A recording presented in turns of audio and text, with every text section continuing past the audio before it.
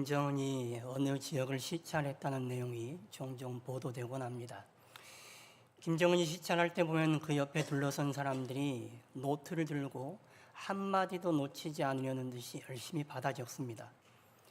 그리고 김정은이 북한 주민들 앞에 나서면 그 주민들이 얼마나 열렬하게 환영하는지 모릅니다. 어떤 사람들은 너무 감격스러운 듯이 울다가 까무러치고 그래요. 그런데 그걸 보면서 드는 생각이 저 사람들이 정말 김정은의 말을 한마디도 안 놓치고 싶어하고 김정은을 저렇게 사랑하는 걸까 싶은 생각이 들죠. 실은 그렇게 하지 않으면 불이익을 당하고 해가 오니까 어쩔 수 없이 그렇게 과하게 표현하는 거 아닐까 싶은 생각이 드는 겁니다. 반면에 연예인들 앞에서 보여주는 팬들의 모습은 진심이 느껴집니다. 왜 저런가 싶기도 하지만 얼마나 좋아하길래 저 정도일까 싶은 마음도 드는 거죠. 연예인들, 특히 가수들을 사랑하는 그 팬들을 보면 그 정성과 사랑이 어마어마합니다. 가수들이 가는 곳에 졸졸 따라다니면서 그들을 노래하고 찬양하고 높입니다. 그들의 일거수일투족을 다 감시하고 바라보고 거기에 지극정성을 쏟는단 말이죠. 그들이 왜 그렇게 그 가수들을, 그룹들을 좋아할까? 그 이유는 그 사람들이 이렇게 말하는 거예요. 그 가수들의 노래가 자기들에게 힘과 위로가 된답니다. 가수들이 하는 행동 하나하나가 그들에게 용기를 준대요. 그래서 그들에게 그렇게 사랑과 전폭적인 지지를 보내는 것입니다. 우리가 하나님을 믿고 살아가고 있습니다. 하나님을 사랑하고 하나님을 자랑하고 하나님을 높이며 살아가고 있습니다. 우리가 하나님을 그렇게 사랑하는 이유는 하나님께서 우리에게 뭔가를 주시기 때문이죠. 아이돌들이 팬들에게 노래를 통하여 용기와 힘을 줘서 팬들이 아이돌을 사랑하는 것처럼 하나님이 우리에게 뭔가를 주시기 때문에 우리도 하나님을 사랑하고 하나님을 높이고 하나님을 자랑하며 살아가는 것입니다. 오늘 본문은 하나님이 예수 그리스도를 통하여서 우리에게 무엇을 주시는지에 대해서 말씀하고 있습니다. 하나님이 우리에게 주신 것이 무엇인지 우리에게 말하고 우리가 하나님을 찬송할 이유가 무엇인지에 대해서 말하고 있는 것이죠. 오늘 본문 7절 말씀 우리 같이 한번 읽어보실까요? 우리는 그리스도 안에서 그의 은혜의 풍성함을 따라 그의 피로 말미암아 속량 곧 죄 사함을 받았느니라. 우리가 그리스도로 말미암아 속량을 받았다 그렇게 말하고 있습니다. 속량 받는다 하는 말은 당시 노예들에게 돈을 주고 자유를 준다 하는 말의 개념입니다. 또는 죄수들이 형벌을 받잖아요. 그런데 속전을 내고 형벌을 면제받게 해주는 것을 속량받는다라고 표현하는 것입니다. 우리가 죄로 인해서 죽을 수밖에 없는 존재들입니다. 죄값을 치러야 됩니다. 그런데 예수 그리스도께서 우리 대신 십자가에서 형벌을 받으셨습니다. 그래서 우리의 죄값을 치르신 거예요. 그래 우리가 죄에서부터 죽음에서부터 자유롭게 되었다 하는 것이죠. 하나님은 당신의 하나밖에 없는 독생자 예수 그리스도를 우리를 위하여 내어주셨습니다. 예수님은 당신의 모든 것을 십자가에서 우리를 위하여 쏟아주셨습니다. 그로 인하여 우리의 죄값을 대신 치른 것입니다. 우리가 감당해야 할 우리의 죄값을 예수 그리스도께서 대신 치러주셨기에 그것을 가리켜 예수님께서 우리를 속량하셨다라고 말하는 것입니다.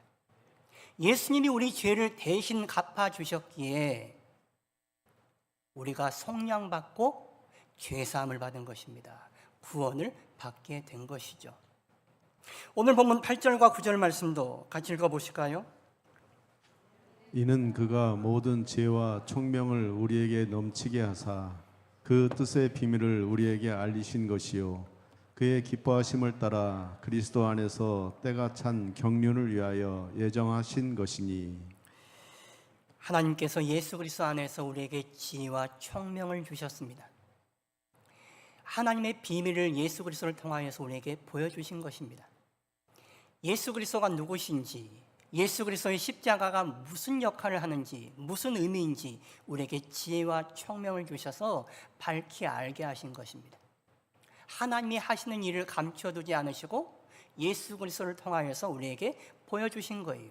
비밀을 드러내신 것이죠. 이것을 가리켜서 9절 하반절에 보시면 경륜이다 그렇게 말하고 있습니다. 경륜이란 단어를 교회 오래 다니신 분들은 들어보셨을 거예요. 그런데 경륜이 무슨 뜻입니까? 물어보면 대답하는 사람은 많지가 않습니다. 여러분, 경륜이 무슨 뜻인지 아십니까? 이 교회에서 쓰는 용어들이 좀 한자들이 많다 보니까 우리가 많이 어렵게 느껴집니다만은 이 긴 말을 압축적으로 한자로 요약을 해놔서 단어가 어렵게 느껴지는 것입니다. 경륜이란 말은 이런 뜻이에요. 하나님의 뜻과 목적, 하나님의 계획이 있잖아요. 이것을 하나님께서 진행시켜가는 것을 하나님의 경륜이다라고 말하는 것입니다. 단어를 좀 바꾸면 하나님의 경영, 하나님의 섭리라고도 말할 수 있죠. 하나님 당신께서 원하시는 뜻, 계획을 하나님의 시간표에 따라서 진행시켜가는 것, 그것이 바로 하나님의 경륜입니다. 구약시대에 하나님께서 이스라엘을 당신의 백성으로 선택하셨습니다. 그리고 이스라엘 백성을 통하여 온 백성에 대한 제사장 나라의 역할을 하셨습니다. 하나님의 이름을 그들을 통하여 세상에 드러내신 것이죠. 그런데 시간이 흘러 이제 하나님께서 그의 아들 예수 그리스도를 우리 가운데 보내셨습니다.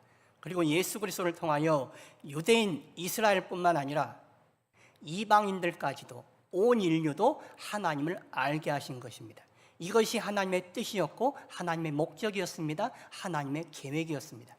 이것이 예수 그리스도를 통하여 이 땅 가운데 펼쳐지고 성취된 것입니다. 이것을 가리켜 하나님의 경륜이 실현되었다라고 말하는 것이죠.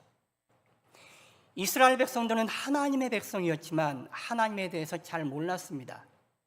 하나님이 당신을 온전하게 계시하지 않으셨기 때문에 그렇습니다. 그런데 하나님은 예수 그리스도를 통하여 당신을 우리에게 온전하게 드러내셨습니다. 비밀을 드러내신 것입니다. 하나님을 제대로 알지 못했을 때 사람들은 자신을 주인 삼아 살았습니다. 하나님을 믿는다고 하지만 자기 마음대로 하고 살았습니다. 하나님을 끌어다 당기며 자기를 위한 신으로 삼고 살았습니다. 그러나 예수 그리스도를 통하여 드러난 하나님은 우리에게 하나님이 누구신지를 제대로 보여주셨습니다. 그래서 이제 우리는 우리를 위한 삶, 우리가 주인 되는 삶을 살아가지 아니하고 하나님이 우리 삶의 주인이라는 것을 알게 된 것입니다. 그래서 하나님을 주인 삼고 살아가는 삶을 살게 된 것이죠. 10절 말씀 보십시오. 우리 10절 말씀도 같이 읽어볼까요? 하늘에 있는 것이나 땅에 있는 것이 다 그리스도 안에서 통일되게 하려 하심이라. 하나님께서 예수 그리스도를 이 땅에 보내신 이유는 하늘과 땅의 모든 것이 예수 그리스도 안에서 통일되게 하려 하심이다 라고 말하고 있습니다. 통일되다, 이 말의 원뜻은 하나로 모은다는 거예요. 다 뿔뿔이 흩어져 있던 것을, 하늘과 땅의 그 모든 것들을 하나로 모은다. 어디로 모으느냐? 하나님 아래로 모으는 것이죠. 하나님 아래로 다 하나로 모으는 것입니다. 자기가 주인되어 자기 좋을 대로 살아가던 인간들을 다 하나님 아래로 불러 모아서 하나 되게 한 거예요. 하나님을 주인 삼는 사람들로, 하나님이 누구신지 제대로 알고 사는 사람들로 다 불러 모은 것입니다. 그것이 하나님의 뜻이고 계획이었습니다. 그 하나님의 경륜이 예수 그리스도를 통하여서 이루어졌다라고 말하고 있는 것이죠. 그러면 이 하나님의 경륜, 이것의 이유와 목적이 어디를 향하느냐? 그 결과 우리에게 무슨 일이 일어났느냐? 11절에 이렇게 나옵니다. 11절 말씀도 같이 읽어볼까요? 모든 일을 그의 뜻의 결정대로 일하시는 이의 계획을 따라 우리가 예정을 입어 그 안에서 기업이 되었으니. 우리가 그 안에서 하나님의 기업이 되었다, 그렇게 말하고 있습니다. 하나님이 이 땅에 예수 그리스도를 보내시고 예수 그리스도로 말미암아 우리를 성량시켰습니다. 구원하셨습니다. 그 결과 우리가 하나님의 기업이 되었다라고 말하고 있습니다. 지난 시간에는 하나님의 아들들 되게 하셨다 말했죠. 오늘 본문에서는 하나님의 기업이 되게 하셨다, 그것이 하나님의 계획이셨다라고 말하고 있는 것입니다. 기업이 된다라는 말은 원래 뜻이 제비 뽑혔다 하는 말입니다. 출애굽한 이스라엘 백성들이 가나안 땅을 점령하고 나서 제비를 뽑습니다. 기업을 분배받죠. 땅을 분배받는 것입니다. 제비 뽑힌 지역에 가서 살게 되는 거예요. 그 제비 뽑힌 지역이 자기들의 기업, 자기들의 목 땅이 된 것입니다. 우리가 하나님께 제비 뽑혔다 하는 것은 우리가 하나님의 땅이 되었다는 거예요. 하나님의 목, 하나님의 분깃, 하나님의 기업이 된 것입니다. 그러니 하나님이 우리 가운데 거해 사시는 것이죠. 이제 우리는 하나님의 것이 된 것입니다. 신명기 32장 9절을 보시면 이렇게 나와요. 여호와의 분깃은 자기 백성이라 야곱은 그가 택하신 기업이로다. 하나님의 분깃, 하나님의 몫은 자기 백성이다 라고 말하고 있습니다. 이 땅에서의 하나님의 몫은 자기의 백성이래요. 이스라엘이라는 것이죠. 야곱은 그가 택하신 기업이다 라고 말하고 있습니다. 하나님의 선택받은 사람들은 하나님의 몫이에요. 세상의 많은 것들 중에서도 하나님 거예요. 그러니 얼마나 존귀하고 대단한 것입니까? 여러분이 하나님의 것이랍니다. 아멘이 나오십니까? 아무 생각 없으십니까? 내가 하나님의 것 된다는 게 얼마나 영광스럽고 대단한 것인 줄 아십니까? 대통령 여러분 눈여겨보지도 않습니다. 익산시장도 여러분 눈여겨보지도 않을 거예요. 그런데 온 우주의 주인 되시는 하나님께서 우리를 눈여겨보신다는 거예요. 왜요? 하나님의 것이니까요.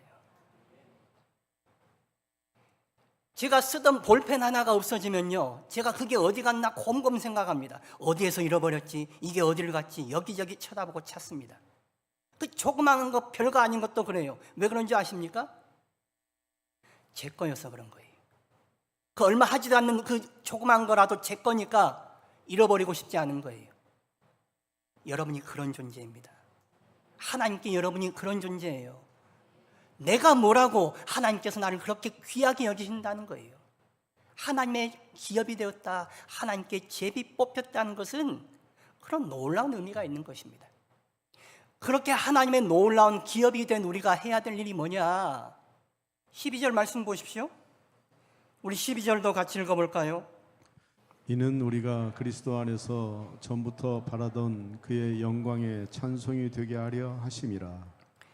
우리를 하나님의 기업 되게 하신 이유는 그의 영광의 찬송이 되게 하려 하심이라 말씀하고 있습니다. 하나님의 영광을 찬양하는 사람들이 되도록 하기 위해서 하나님께서 우리를 당신의 기업 삼으셨다는 거예요. 우리를 세상에 내버려 두지 아니하시고 우리를 하나님께 속한 자로 만드셨어요. 그리고 하나님의 것 되게 하셨습니다. 그 이유는 바로 하나님이 우리를 어떻게 하셨는지, 하나님이 우리에게 무슨 일을 하셨는지 그것을 알고 하나님이 우리에게 하신 일을 찬송하는 존재들이 되도록 하기 위해서 그렇게 만드셨다라고 말씀하고 있는 것입니다. 예수 그리스도를 통하여 드러난 하나님을 알기 전에 우리는 세상에서 우리 좋을 대로 살아가던 존재들이었습니다. 우리를 위한 삶을 살았습니다. 우리를 높이고 우리를 자랑하고 우리가 누리는 삶을 살고자 했었습니다. 그러나 예수 그리스도를 통하여 하나님께서 우리에게 무엇을 보여주셨는지 깨닫고 난 이후로는 우리를 위한 삶을 살지 않습니다. 하나님을 높이는 삶, 하나님을 위하는 삶, 하나님을 찬송하는 삶을 살아가는 것입니다. 하나님께서 애굽에서 노예살이하던 이스라엘 백성들을 10가지 재앙을 내리시면서 출애굽을 시키시죠. 바로가 10가지 재앙을 겪고 나서야 이스라엘 백성들을 해방시킵니다. 10번째 내렸던 재앙이 애굽의 모든 척것들을 죽이는 재앙이었습니다. 그 끔찍한 재앙 가운데서도 이스라엘 백성들은 하나님의 명령을 따라 어린 양의 피를 발랐습니다. 그래서 죽음의 저주가 그들을 삼키지 못한 것입니다. 애굽 사람들은 모든 척것들이 죽는 그 죽음의 재앙 속에서도 이스라엘은 하나님께서 보호하시고 결국 애굽의 노예살이에서 해방시키셨습니다. 하나님은 하나님의 하신 그 일을 기념하도록 하기 위해 그날을 유월절로 제정을 하시죠. 그리고 매년마다 그 날을 지키게 만드십니다. 지키면서 기억하게 하시는 거예요. 이스라엘, 우리가 애굽의 노예살이하던 존재들이었는데 하나님께서 우리를 해방시켜 주셨다는 것이죠. 그리고 하나님께서 우리를 어떻게 보호하시고 인도하셨는지, 우리가 누구에게 속한 존재들인지 알게 하는 것입니다. 우리도 마찬가지예요. 우리가 예수 그리스도의 십자가를 바라보면서 하나님이 우리에게 무슨 일을 하셨는지 다시금 아는 것입니다. 하나님이 우리에게 어떤 분이신지, 예수 그리스도가 누구신지 우리가 아는 거예요. 그리고 우리를 위하여 놀라운 일을 행하신 하나님의 은혜와 권능을 찬송하는 것, 그것이 바로 구원받은 우리가 마땅히 할 일이다라고 말하고 있는 것입니다. 우리가 예수 그리스도를 알기 전에는 자기 자신과 세상에 매여 살았습니다. 죄의 노예로, 사망의 노예로 살았습니다. 세상과 자기 자신의 노예로 살았습니다. 그러나 예수 그리스도의 구원을 경험하고 나서 우리는 더 이상 어떤 것에 매여 살지 않습니다. 죄와 사망에 매여 살지 않습니다. 자기 자신이나 세상에도 매여 살지 않습니다. 우리는 이제 하나님께 속한 존재들이 된 것입니다. 하나님께 속했으니, 하나님께서 우리를 당신의 기업 삼으시고 놀라운 은혜를 베풀어 주셨으니 우리는 그 놀라운 은혜와 권능을 찬송하며 살아가는 것입니다. 우리에게 베풀어 주신 하나님의 은혜가, 죄사함의 은총이 얼마나 큰지를 아는 사람만이 하나님을 찬송할 수 있습니다. 하나님이 우리에게 하신 일이 얼마나 대단한 일인지를 아는 사람만이 하나님을 높일 수 있는 거예요. 하나님이 그냥 해줘도 그만, 안 해줘도 되는 일을 하셨구나 생각하는 사람은 하나님께 감사할 일도 없어요. 하나님을 높일 일도 없어요. 그 별로 중요하지 않은 일 하나님 하셨네요. 그렇게 생각하니까요. 자기가 죽을 수밖에 없는 죄인이라는 것을 아는 사람, 자기가 처절하게 무능력하다는 것을 아는 사람, 그것을 경험한 사람만이 하나님이 우리에게 베풀어 주신 은혜가 얼마나 크고 놀라운 것인지를 깨닫게 되는 것입니다. 그 사람만이 하나님이 우리에게 베풀어 주신 은혜를 사랑하고 찬송하는 거예요. 누가복음 7장을 보시면 시몬이란 바리새인이 예수님을 집으로 초대를 하죠. 그때 동네에 죄 많은 여인이 예수님께 와서 발에 향유를 붓고 머리털로 예수님의 발을 씻깁니다. 그 장면을 보면서 시몬이란 바리새인이 못마땅하게 생각했습니다. 그 마음을 아신 예수님께서 이렇게 말씀하시죠. 누가복음 7장 44절 말씀, 우리 같이 읽어보실까요? 이러므로 내가 내게 말하노니 그의 많은 죄가 사하여 졌도다. 이는 그의 사랑함이 많음이라. 사함을 받은 일이 적은 자는 적게 사랑하느니라. 사함을 받은 일이 많은 자는 예수님을 많이 사랑하고, 사함을 받은 일이 적은 자는 예수님도 적게 사랑한다라고 말하고 있습니다. 시몬이란 바리새인도, 죄 많은 여인도 다 예수님을 알았습니다. 그러나 예수님을 아는 정도가 달랐습니다. 자기가 얼마나 죄인인지를 아는 정도도 달랐습니다. 그래서 예수님을 사랑하는 정도도 다르게 나온 것입니다. 자기가 얼마나 죄인인지, 내가 처절하게 죽을 수밖에 없는 무능력한 죄인이라는 것을 아는 사람은 예수님께서 우리에게 베풀어 주신 구원의 은혜가 얼마나 크고 놀라운 것인지를 알게 되는 것입니다. 그래서 그 놀라운 은혜와 권능을 찬송할 수밖에 없는 거예요. 하나님은 우리에게 놀라운 은혜를 베풀어 주셨습니다. 우리 같은 죄인들이 뭐라고 우리를 만세전에, 창세전에 택하시고 하나님의 자녀로 예정하셨습니다. 그 하나님의 예정, 하나님의 경륜이 예수 그리스도를 통하여 우리 가운데 실현된 것입니다. 예수 그리스도를 통하여 우리에게 베풀어 주신 하나님의 은혜가 얼마나 큰지 아는 사람은 하나님을 사랑합니다. 하나님을 찬송합니다. 하나님을 높이고 자랑하며 살아가는 것입니다. 여러분, 세상 사람들처럼 살아가지 않으시길 바랍니다. 세상 사람들처럼 일주일간 살아가다 오셨다면 오늘 다시금 여러분이 누구신지 깨달을 수 있길 바랍니다. 왜 우리가 세상 사람처럼 살아갈까? 왜 세상 사람들이 바라는 것 똑같이 바라고 세상 사람들이 살아가는 모습 똑같이 살아가는 것일까? 먼저는 우리가 누구인지 몰라서 그런 거예요. 우리가 하나님의 존귀한 기업이라는 것을 몰라서 그러는 것이죠. 세상에서 그냥 정신없이 살아가는 사람들이에요. 아등바등 먹고 살기에 바쁜 사람들이에요. 그러니 세상 방식대로, 세상 사람 하는 대로 똑같이 살아가는 것입니다. 하나님을 바라보고 살아가지 못하기 때문에, 하나님을 묵상하지도 못하고 하나님을 기도하지도 못하기 때문에 하나님을 사랑하고 하나님을 높이지도 못하는 것입니다. 우리가 어떤 존재인지를 아는 게 중요한 거예요. 여러분이 어떤 존재입니까? 여러분 좀 제발 주눅들어 살지 마세요. 예배 드릴 때도 그냥 푹 고개 숙이고 멍하게 예배 드리지 마세요, 제발. 하나님 보시면 얼마나 속이 터질까요? 목사가 봐도 답답한데 하나님 보시면 얼마나 답답할까요? 내가 내 하나밖에 없는 아들 예수 그리스도를 보내서 구원해 놨더니 그 구원의 은혜가 얼마나 큰지도 알지 못하고 하나님께 예배한다는 게 뭔지도 알지 못하고 그저 어쩔 수 없이 의무감에 나와서 시간만 보내고 있다면 하나님이 얼마나 속이 터질까요? 내가 저희들을 얼마나 대단한 존재로 삼았는데, 내가 저희를 얼마나 어여삐 여기는데 그것도 알지 못하고 세상 사람들처럼 그렇게 살아간다면 하나님이 얼마나 답답하실까요? 로마서 8장 17절 말씀, 우리 말씀 같이 읽어볼까요? 자녀이면 또한 상속자 곧 하나님의 상속자요 그리스도와 함께 한 상속자니 우리가 그와 함께 영광을 받기 위하여 고난도 함께 받아야 할 것이니라. 하나님의 자녀가 된다는 것은 하나님의 상속자가 된다는 것입니다. 하나님의 좋은 것을 다 받는다는 거예요. 할렐루야. 하나님의 좋은 것을 다 받는데 아직 여러분 다 못 받으셨죠? 그러니까 답답하게 그냥 주눅들어 사는 거예요. 지금의 영광만 바라보지 마시고 나중에 우리가 누릴 영광을 바라보실 수 있기를 바랍니다.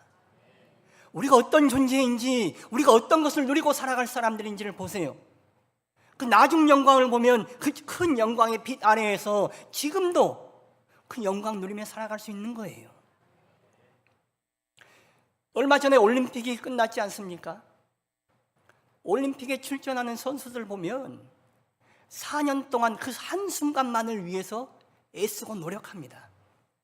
그 젊은 사람들이 얼마나 하고 싶은 게 많겠습니까?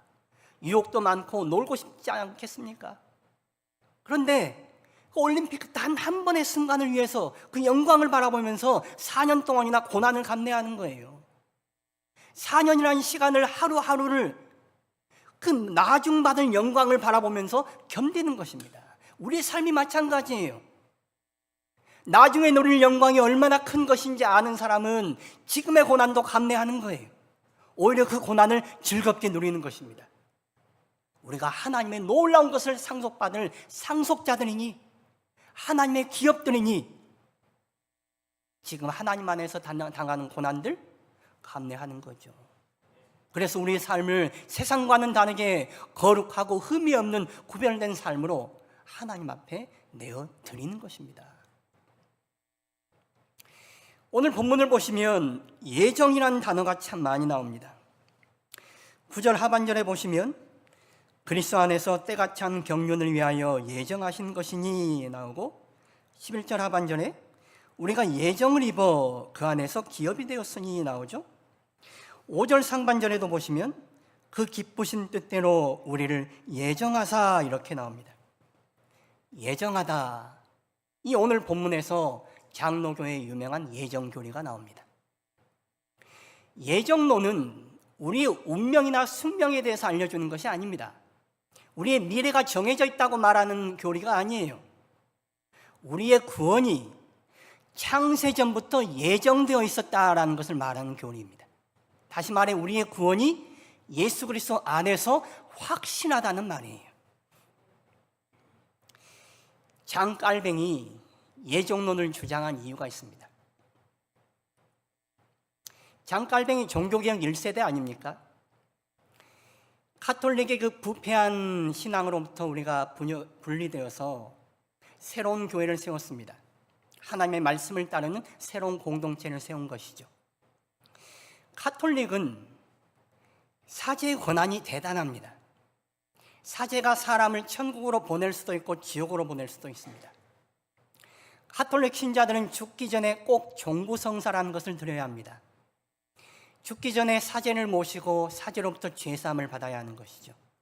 그동안 살아오면서 지은 모든 죄를 고백하고 죄사함을 받아야 그 영혼이 죽어서 천국에 갈 수 있는 것입니다.